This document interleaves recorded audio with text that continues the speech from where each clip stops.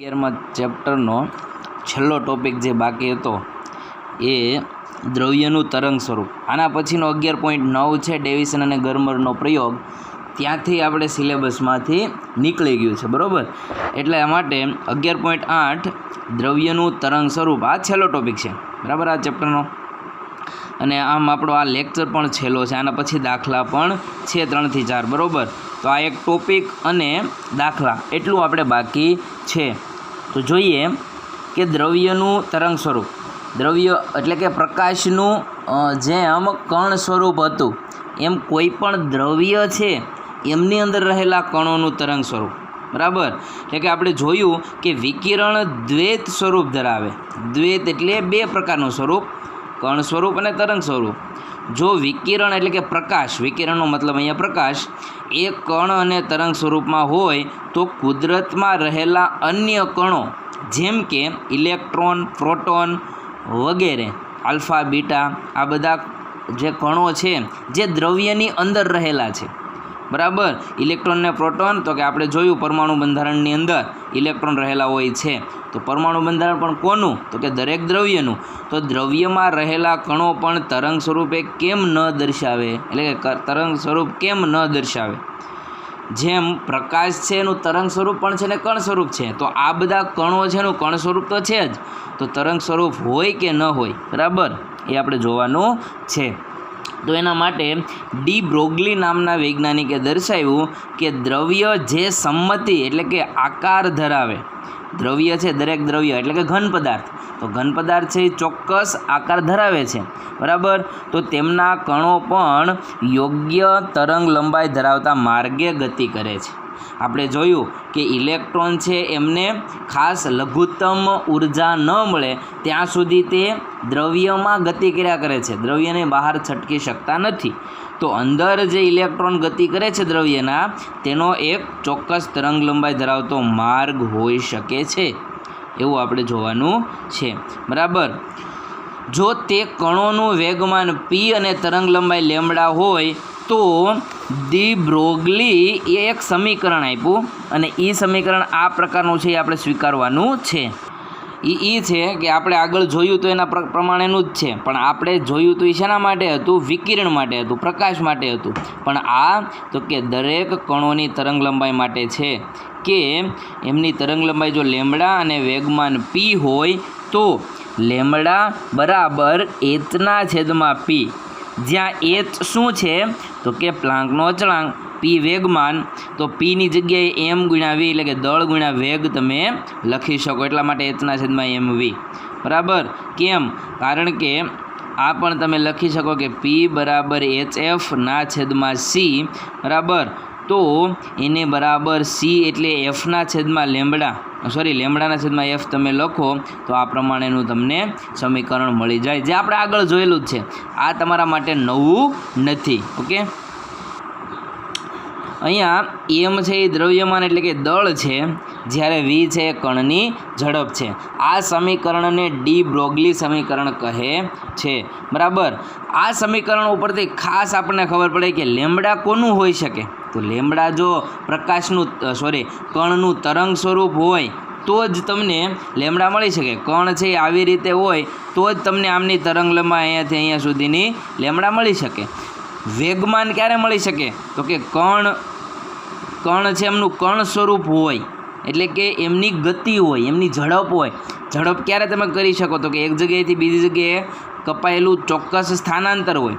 સ્થાનાંતર અથવા અંતર મળે તો તમને ઝડપ મળે, અને ઝડપ હોય તો તમને વેગમાન મળે. તો વેગમાન છે એ કણ સ્વરૂપ દર્શાવે છે અને તરંગ લંબાઈ છે એ તરંગ સ્વરૂપ દર્શાવે. તો આ સમીકરણ છે એ આપણને દ્વૈત પ્રકૃતિ સમજાવે છે. દ્વૈત પ્રકૃતિ એટલે કણ અને તરંગ પ્રકૃતિ, ઓકે. આ સમીકરણ ફોટોન માટે પણ સાચું છે, જે આપણે આગળ જોયું, બરાબર. તો આવી રીતે ડી બ્રોગલીનું સમીકરણ છે આ સમીકરણ, એમના ઉપરથી આપણને કણનું દ્રવ્યનું કણ સ્વરૂપ અને દ્રવ્યનું તરંગ સ્વરૂપ બંને વ્યાખ્યાયિત આપણે કરી શકીએ, બરાબર. હવે તો કે આ સમીકરણ શું કહેવા માગે છે?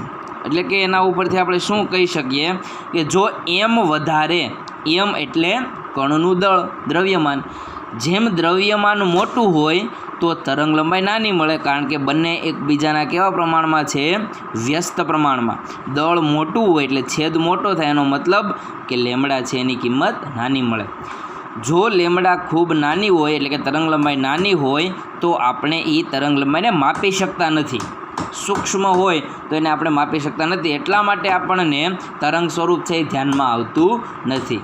તો આપણને એવું લાગે કે કણ સીધી ગતિ કરે છે, સીધી રેખામાં ગતિ કરે, પણ તરંગ લંબાઈ ખૂબ સૂક્ષ્મ હોવાથી આપણને એ તરંગ લંબાઈ દેખાતી નથી. બરાબર, આવી રીતના હોય છે, આવી રીતના હોય એકદમ સૂક્ષ્મ તરંગ લંબાઈ, તો આપણને આ જે તરંગ લંબાઈ છે એ દેખાતી નથી, આપણને એમ લાગે કે એ સીધી ગતિ કરે છે. બરાબર, તો આ સમીકરણ ઉપરથી જ આપણને ખબર પડે છે કે તરંગ લંબાઈ નાની હોય. જો કણ મોટો હોય તો, કણ સૂક્ષ્મ હોય તો તમે એમની તરંગ લંબાઈ માપી શકો છો.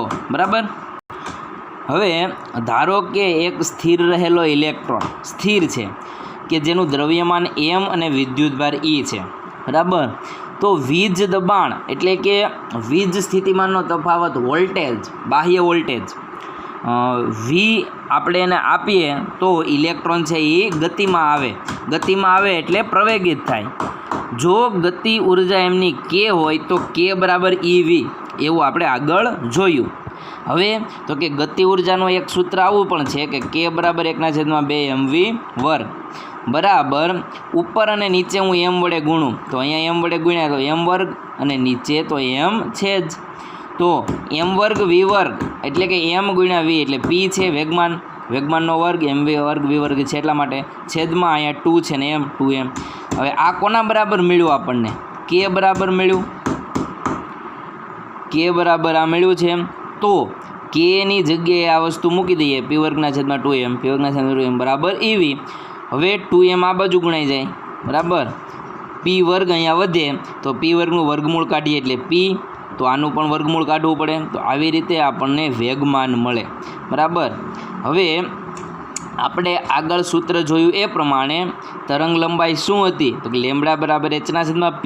તો અહીંયા પીની જગ્યાએ આ કિંમત મૂકી દઈએ, પીની જગ્યાએ કિંમત મૂકી તો આપણને તરંગ લંબાઈ છે એ h, m અને E ના સંદર્ભમાં તરંગ લંબાઈ મળે કહેવાય. h, m, E. v છે એ આપણી ઈચ્છા અનુસાર છે, કારણ કે એ આપણે બાહ્ય લગાવીએ છીએ. બરાબર, હવે h એટલે શું છે? તો કે કણનો h એટલે પ્લાન્ક અચળાંક, m એટલે કણનું દ્રવ્યમાન, E એટલે કણનો વિદ્યુતભાર. બરાબર, તો અહીંયા કણ તરીકે કોણ છે? ઇલેક્ટ્રોન છે. h પ્લાન્ક અચળાંકનું મૂલ્ય તો ફિક્સ છે. બરાબર, m એટલે ઇલેક્ટ્રોનનું દળ, એ પણ આપણને આવડે. E ઇલેક્ટ્રોનનો વીજભાર, એ પણ આપણને આવડે. 3 એ 3ની કિંમત આની અંદર મૂકી દઈએ તો Vના સંદર્ભમાં વિદ્યુત સ્થિતિમાન એટલે V, તો વિદ્યુત સ્થિતિમાનના સંદર્ભમાં તરંગ લંબાઈ મળે. રેડી? તો ઇલેક્ટ્રોન છે એમની તરંગ લંબાઈ અહીંયા કોના ઉપર આધાર રહે? તો કે બાહ્ય જે બેટરી જોડી અથવા બાહ્ય જે તમે વિદ્યુત સ્થિતિમાન આપ્યો એમનું મૂલ્ય અહીંયા મૂકો તો તમને તરંગ લંબાઈ છે એ માપવા મળે. તો આમ દરેક કણ છે એમની તરંગ લંબાઈ છે આપણે મેળવી શકીએ, પણ એ કણનું દ્રવ્યમાન અને એ કણનો વિદ્યુત ભાર આપણને ખબર હોવી જોઈએ. બરાબર, તો આવી રીતે દરેક કણ છે એનું તરંગ સ્વરૂપ હોય જ છે, તો જ આપણને આવી તરંગ લંબાઈ મળે. બરાબર, તરંગ લંબાઈ એ બે પરમાણુઓ વચ્ચેના અંતરના ક્રમની હોય. જે તરંગ લંબાઈ છે એ પરમાણુ સ્તરો એટલે શું? તો કે પરમાણુ જે એમના પરમાણુ હોય, બરાબર, એ જે ગતિમાં, ધારો કે આ પરમાણુ છે એ આ ગતિમાં માર્ગે આ માર્ગે ગતિ કરે છે, અથવા આ પરમાણુ છે આ માર્ગે ગતિ કરે, તો બીજો પરમાણુ છે આ માર્ગે ગતિ કરે, તો આ બંને વચ્ચેનું જે અંતર છે, અંતરનું ક્રમ, ધારો કે આ અંતરક્રમ છે એ નેનોમીટરના ક્રમનો છે, અથવા માઇક્રોમીટરના ક્રમનો છે, અથવા તો કે 10⁻⁷ મીટરના ક્રમનો છે. બરાબર, તો આમાંથી જે ક્રમનું આ બંને વચ્ચેનું અંતર હશે એ ક્રમની તમને તરંગ લંબાઈ મળશે. આવું તો કે પ્રાયોગિક રીતે સાબિત કરવામાં આવેલું છે. બરાબર, તેથી એવું સ્પષ્ટ થાય કે ઇલેક્ટ્રોન દ્રવ્યમાં તરંગ સ્વરૂપે ગતિ કરે છે, એ આના ઉપરથી આપણે સ્પષ્ટ કર્યું. બરાબર, તો આવી રીતે આપણે દ્રવ્યના કણો છે એનું તરંગ સ્વરૂપ જોઈ શકીએ. બરાબર, હવે એક પ્રશ્ન એની અંદર જ છે, પણ એ અલગ રીતે પણ પૂછી શકે, બરાબર. એને આપણે કહીશું હાઇઝનબર્ગનો અનિશ્ચિતતાનો સિદ્ધાંત. તો હાઇઝનબર્ગ નામના વૈજ્ઞાનિકે કઈ રીતે સિદ્ધાંત આપ્યો એ આપણે જોઈએ. તો એ સિદ્ધાંત મુજબ તો કે કોઈ કણ છે એમનું સ્થાન અને વેગમાન એક સાથે એટલે એક જ સમયે ચોકસાઈથી માપી શકાય નહીં. સૌ પ્રથમ જ્યારે તમે 9મા 10મા ધોરણમાં અથવા 11મા ધોરણમાં વેગની વ્યાખ્યા જોઈ ત્યારે આપણે એમ કીધું હતું કે વેગ છે એ કોઈ બિંદુ આગળનો ન મળે. વેગ ધારો કે આ કણ છે એ આ કણ સુધી એટલે કે A થી B સુધી કોઈ કણ છે એ ગતિ કરે, તો આપણે આ બિંદુ આગળ વેગ માપવો હોય તો કે અહીંયા આપણે વેગ માપવા જઈએ તો આ બિંદુનું પહેલાં સ્થાન નક્કી કરવું પડે. તો કે આ જ સ્થાને વેગ માપવાનો હોય તો એ જ સ્થાને વેગ માપવા જઈએ તો એનું સ્થાન ફરી જાય. એટલા માટે વેગ આપણને આ બિંદુ આગળ કેવું મળે છે તો કે વેગનું તાત્ક્ષણિક મૂલ્ય મળે છે. તો આપણે જે વેગ મેળવો તો એ કેવો હતો? તાત્ક્ષણિક વેગ હતો. અથવા એક આ બિંદુ અને આ બિંદુ V1 અને V2 માપી તમે V2 + V1 ના છેદમાં 2 આમ કરો તો તમને શું મળે તો કે સરેરાશ વેગ મળે. તો આપણે ત્યારે વેગની વ્યાખ્યામાં પણ જોયું હતું કાં તો વેગનું તાત્ક્ષણિક મૂલ્ય મળે અથવા તો સરેરાશ વેગ મળે. કેમ? તો કે એક જ સ્થાન આગળ તમે ચોક્કસ પરફેક્ટ વેગનું મૂલ્ય માપી ન શકો, કારણ કે સ્થાન નક્કી થાય જ નહીં. કારણ કે પદાર્થ ગતિમાં હોય તો દરેક સમયે તેમનું જે સ્થાન છે એ બદલા કરે છે. ઉગમ બિંદુના સંદર્ભમાં સ્થાન સદિશ લો તો સ્થાન સદિશનું મૂલ્ય છે એ બદલા કરે. એટલા માટે તમને વેગનું ચોક્કસ મૂલ્ય ન મળે. ચોક્કસ બિંદુ આગળ તમારે 2 બિંદુ આગળ વેગ મેળવી અને સરેરાશ મેળવવું પડે, અથવા તો 2 બિંદુઓ છે એ સૂક્ષ્મ અંતરે રાખી અને તાત્ક્ષણિક વેગ અથવા આપણે dx/dt એટલે કે વિકલિત સ્વરૂપે વેગ મેળવી શકીએ. v બરાબર શું હતું? dx/dt એટલે શું તો કે અંતરનું સમયની સાપેક્ષે વિકલન.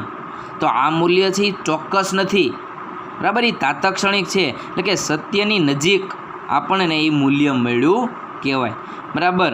તો હાઇઝનબર્ગે વેગમાનના સંદર્ભમાં આ વેગમાન v × m કરો એટલે તમને વેગમાન મળે. તો વેગમાનના સંદર્ભમાં અનિશ્ચિતતાનો સિદ્ધાંત આપ્યો. તો કે સ્થાન અને વેગમાન એકસાથે ચોકસાઈપૂર્વક માપી શકાય નહીં. એમાં કાંઈક ને કાંઈક અનિશ્ચિતતા આવે. અનિશ્ચિતતા એટલે ત્રુટિ આવે, કંઈક ફેરફાર આવે. દાખલા તરીકે વેગ છે, વેગ એ 50 કિલોમીટર પ્રતિ કલાકનો હોય તો વેગ કેટલો હોય તો કે 50.001 પણ હોઈ શકે એનું સાચું મૂલ્ય. તો આટલી ત્રુટિ આવે છે, આટલી અનિશ્ચિતતા આવે. તો આ જે અનિશ્ચિતતા આવે છે એમને આપણે કહેશું Δx. જે સ્થાનમાં અનિશ્ચિતતા આવી અને Δx કહેશું, અને વેગમાનમાં અનિશ્ચિતતા આવી અને Δp કહેશું. એનું પરફેક્ટ મૂલ્ય નથી મળતું, અમુક ત્રુટિવાળું મૂલ્ય મળે તો એ ત્રુટિને શું કહેશું? Δp અને Δx. સ્થાન માટે Δx, વેગમાન માટે Δp. તો હાઇઝનબર્ગે એમ કીધું કે આ બંનેનો ગુણાકાર છે એ h કટ જેટલો હોય. આને h કટ વાંચશું. શું વાંચશું? h cut. h કટ એટલે શું? h કટ એટલે પ્લાન્કનો અચળાંક h/2π. h અને 2π નો ગુણોત્તર લ્યો તો તમને h કટ મળે. અને આ h કટ છે એ કોના જેટલું હશે? તો કે સ્થાનમાં અનિશ્ચિતતા અને વેગમાનમાં અનિશ્ચિતતાનો ગુણાકાર. રેડી? તો તમે આ છે હાઇઝનબર્ગનો અનિશ્ચિતતાનો સિદ્ધાંત. 1 માર્કમાં MCQ માટે ખૂબ જ IMP પ્રશ્ન છે. h કટ એટલે શું? હવે તો કે h કટનું મૂલ્ય પણ તમને પૂછાઈ શકે. એના માટે પ્લાન્કના અચળાંકનું અહીંયા મૂલ્ય મૂકી દેવાનું. અહીંયા 2 તો છે જ અને પાય એટલે 3.14 મૂકી દો તો તમને h કટનું મૂલ્ય પણ મળી શકે. એ મૂલ્ય કોના જેટલું હોય તો કે સ્થાનમાં અનિશ્ચિતતા અને વેગમાનમાં અનિશ્ચિતતાનો ગુણાકાર. ખબર પડી ગઈ? તો આ હાઇઝનબર્ગનો સિદ્ધાંત છે. એ શું કહેવા માગે? અહીંયા હાઇઝનબર્ગનો સિદ્ધાંત પૂરો થયો. હવે એનું ડિસ્ક્રિપ્શન શું કહેવા માગે છે એ જુઓ. જો Δx શૂન્ય હોય તો Δp અનંત હોવું જોઈએ. કેમ? જો Δp અહીંયા શૂન્ય લઈ લો તો આ અનંત થાય. કેમ? કારણ કે આ શૂન્ય આના છેદમાં આવી જાય. તો શૂન્ય છેદમાં હોય તો Δpનું શું મૂલ્ય થાય? અનંત. બરાબર, કે જેથી ગુણાકાર શૂન્ય ન થાય. જો આ શૂન્ય હોય ને આ અનંત હોય તો આનું મૂલ્ય આનું આ જ રહે, શૂન્ય થતું નથી. તે જ રીતે ડેલ્ટા પી હોય તો ડેલ્ટા એક્સ અનંત્ય હોવું જોઈએ. બરાબર, પણ આવું થતું નથી. ડેલ્ટા એક્સ અને ડેલ્ટા પીના મૂલ્યો ક્યારેય શૂન્ય થતા નથી. ડેલ્ટા એક્સ એટલે કે અંતરનું મૂલ્ય અને વેગનું મૂલ્ય, વેગમાનનું મૂલ્ય શૂન્ય થતા નથી. જો અંતરનું મૂલ્ય શૂન્ય હોય એટલે કે અંતર બદલતું જ નથી. અંતર એટલે સ્થાન, એનું સ્થાન સદિશ ઉગમબિંદુની સંદર્ભમાં ઉગમબિંદુથી કોઈ કણનું અંતર છે એ ડેલ્ટા એક્સ શૂન્ય હોય તો ડેલ્ટા પી પણ શૂન્ય જ હોય. કારણ કે પદાર્થ સ્થિર હોય તો એનું અંતર, કાપેલું અંતર શૂન્ય કહેવાય, પણ પદાર્થ સ્થિર હોય તો એનું વેગમાન તો શૂન્ય જ હોય. તો વેગમાન શક્ય જ નથી એમ કહેવાય. વેગમાન શૂન્ય છે એમ ન કહી શકાય, પણ વેગમાનનો ઉદ્ભવ જ નથી થયો. પદાર્થ સ્થિર હોય તો પદાર્થનો વેગ શૂન્ય છે એમ ન કહેવાય, પણ પદાર્થનો વેગ ઉદ્ભવ્યો જ નથી એમ કહી શકાય. ખ્યાલ આવે છે? તો આવી રીતે આ બંને છે એ શૂન્ય હોઈ શકે, પણ કોઈ એક શૂન્ય ક્યારેય હોય નહીં. બરાબર. આમ ઇલેક્ટ્રોન સાથે સંકળાયેલ દ્રવ્ય તરંગ અનંત અવકાશમાં પથરાયેલું હોતું નથી, પરંતુ તે અવકાશમાં કોઈ પરિમિત વિસ્તારમાં પથરાયેલું હોય તેવું એક તરંગ પેકેટ હોઈ શકે. આ અનિશ્ચિતતાનો સિદ્ધાંત એવું કહેવા માગે છે કે આ બંને છે એ કોઈ એક શૂન્ય ન હોય, કાં તો બંને શૂન્ય હોઈ શકે, પણ બેમાંથી એક શૂન્ય હોય નહીં. જો બેમાંથી એક શૂન્ય હોય તો બીજાનું મૂલ્ય અનંત હોવું જોઈએ તો આ મળે. તો બીજાનું મૂલ્ય અનંત, વેગમાન અનંત ન હોઈ શકે. એવી જ રીતે અંતર પણ અનંત ન હોઈ શકે. બરાબર. એટલા માટે આ સિદ્ધાંત પરથી એવું કહી શકાય કે ઇલેક્ટ્રોન સાથે દ્રવ્ય તરંગ અવકાશમાં પથરાયેલું નથી હોતું, પણ એનું એક ચોક્કસ તરંગ પેકેટ હોય. જો અહીંયા આપણે બે પ્રકારના તરંગ સ્વરૂપ છે. જો આ તો નિયમિત તરંગ સ્વરૂપ, આ તમને ખબર જ છે કે અહીંયાથી અહીંયા સુધીની જે તરંગ લંબાઈ છે એ લેમડા છે, પછી ફરીથી અહીંયાથી અહીંયા સુધીની લેમડા છે, પછી ફરીથી અહીંયાથી અહીંયા સુધીની લેમડા છે. આ તો ખબર જ છે, લેમડા જેટલી તરંગ લંબાઈ પદાર્થ છે એ ગતિ કરે છે. પણ તરંગ પેકેટ શું કહેવા માગે છે આ વસ્તુ જોઈ લેજો. એક અહીંયા જુઓ, આ ઉપરના અર્ધતલમાં ગયું, પછી નીચેના અર્ધતલમાં, પછી ઉપરના અર્ધતલમાં, નીચેના અર્ધતલમાં, ઉપરના અર્ધતલમાં, નીચેના અર્ધતલમાં, આવું પુનરાવર્તન વારંવાર થયા જ કરે છે. તો તરંગ પેકેટ શું કહેવા માગે છે? તો કે તરંગ પેકેટ એ જ કહેવા માગે છે કે જે ધારો કે ચોક્કસ આવી નિયમિત તરંગ લંબાઈ જો દ્રવ્યની ન હોય, કણની ન હોય, તો એ તરંગ પેકેટ હોય. દાખલા તરીકે કોઈ એક કણ છે એ પહેલાં આવી રીતના ગતિ કર્યું, અથવા પહેલાં શરૂઆતની તરંગ લંબાઈ નાની છે અને પછી તરંગ લંબાઈ મોટી છે, આવી રીતના ગતિ કરે છે. તો કે આ એક તરંગ પેકેટ અહીંયા પૂરું થઈ ગયું. પછી ફરીથી જ્યારે ગતિ કરે ત્યારે એમનું તરંગ પેકેટ આ જ સ્વરૂપનું હોય છે, એવું હાઇઝનબર્ગે કીધું. એટલે શું? તો કે અહીંયા બે વખત ઉપર જાય તો અહીંયા પણ એક અને બે વખત ઉપર જાય. અહીંયા તો કે એક અને બે વખત ખૂબ મોટી તરંગ લંબાઈ છે, તો અહીંયા એક અને બે વખત ખૂબ મોટી તરંગ લંબાઈ હશે. પછી અહીંયા એક અને બે વખત નાની છે તો ફરીથી એક અને બે વખત નાની હશે. કહેવાનો મતલબ કે અહીંયાથી અહીંયા સુધી જે તરંગ પેકેટ હશે એવું જ તરંગ પેકેટનું સ્વરૂપ પછીના પોર્શનમાં પણ હશે. એવી જ રીતના તરંગ, એટલે કે જે એક તરંગ પેકેટ છે, અહીંયા શું છે? તો કે એકથી અહીંયા સુધી એક તરંગ લંબાઈ છે 1 લેમ્બડા. તો આ 1 લેમ્બડા વારંવાર પુનરાવર્તન થાય, પણ અહીંયા તો કે એ લેમ્બડા ફિક્સ નથી. અહીંયા લેમ્બડા જો નાનું છે, અહીંયા લેમ્બડા નાનું છે, પછી લેમ્બડા મોટું થઈ ગયું, પછી પાછું મોટું થઈ ગયું, પછી પાછું નાનું થયું. તો પણ અહીંયા જે બે વખત નાનું, બે વખત મોટું ને પછી નાનું, તો એવી રીતના આગળ હોય છે. ખબર પડી? જે પ્રકારનું તરંગ પેકેટ હોય એવું જ પાછું આગળ હશે. એ વસ્તુ યાદ રાખવાની. અહીંયા ધારો કે આવી રીતનું તરંગ પેકેટ છે તો બીજા પોર્શનમાં પણ આવી જ રીતનું હશે, ત્રીજા પોર્શનમાં પણ આવી રીતનું. તો આ પ્રકારનું તરંગ પેકેટ વારંવાર પુનરાવર્તન પામે છે, એવું હાઇઝનબર્ગે કીધું. ખ્યાલ આવે છે? તો આપણે જોઈએ કે એમાં દર્શાવ્યા પ્રમાણે તરંગ પડીકું એટલે કે પેકેટ મધ્યમાન તરંગ લંબાઈની આસપાસના વિસ્તારની તરંગ લંબાઈથી ઓછું બનેલું હોય છે. એટલે કે વચ્ચે તરંગ લંબાઈ મોટી છે પણ આજુબાજુ તરંગ લંબાઈ કેવી છે? નાની.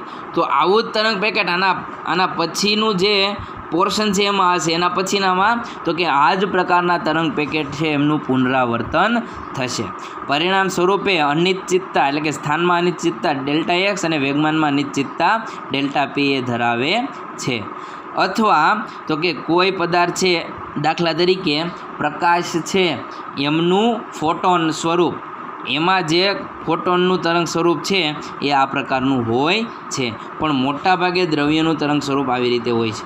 આમ આપણે હાઇઝનબર્ગનો સિદ્ધાંત છે સમજાવી શકીએ. બરાબર. તો અહીંયા આપણો આ છેલ્લો પોર્શન છે એ પૂરો થાય છે 11મા ચેપ્ટરનો લાસ્ટ ટોપિક. બરાબર. આના પછી 3 કે 4 કંઈક દાખલા છે, બરાબર, એ આવડી જાય છે અને તમારે એ જાતે કરવાના છે. બરાબર. એકદમ ઇઝી છે, સૂત્ર મૂકીને થઈ જશે. બરાબર. તો એ દાખલા છે તમારે કરી નાખવાના છે અને નાના નાના દાખલા છે. બરાબર છે. દાખલા તમારે જાતે કરવાના છે. આમ આપણો અહીંયા સિલેબસ પૂરો થાય અને આ ચેપ્ટર છે એ પૂરું થાય છે. બરાબર. તો આટલું આજે રાખીએ.